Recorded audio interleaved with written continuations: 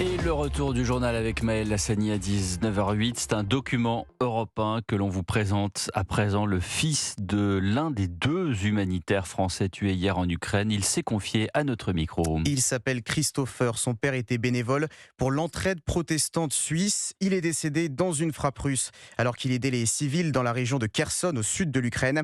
Christopher raconte avec beaucoup d'émotion le courage sans limite de son père. J'ai été réveillé par ma grand-mère qui m'a dit papa est mort. Voilà les mots que je retiens. Aujourd'hui, je souhaite honorer sa mémoire et puis contredire beaucoup de choses qui ont pu être dites aux informations. Non, ce n'était pas un mercenaire. C'est quelqu'un qui a combattu pour la France la majorité de sa vie et qui a voulu finir sa carrière en faisant des nobles causes, donc notamment en aidant des populations dans le besoin.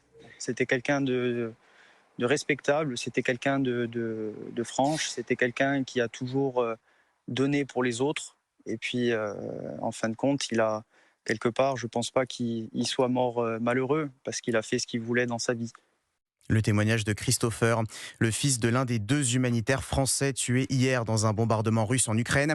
Inès Zegloul, c'est vous qui avez pu échanger avec Christopher. Il vous a parlé plus longuement de l'engagement de son père. Oui, eh bien, le papa de Christopher est d'origine russe. Il vivait en Corse et selon nos informations, c'est un ancien de la Légion étrangère. C'était donc un habitué des terrains de conflit. Il a exercé au Tchad ou encore en Afghanistan. Près de 20 ans au service de la France et une médaille militaire qui lui a été décernée il y a maintenant 3 ans alors qu'il n'appartenait plus à l'armée active. Et lorsque la Russie déclenche son offensive en Ukraine, il décide de s'engager auprès de cette ONG suisse, vous l'avez dit, l'entraide protestante. Et fort de ses compétences militaires, eh bien, il assure la sécurité des convois humanitaires destinés aux civils ukrainiens. L'Ukraine qu'il connaît d'ailleurs déjà bien puisqu'il y a effectué son service militaire à l'époque de l'URSS.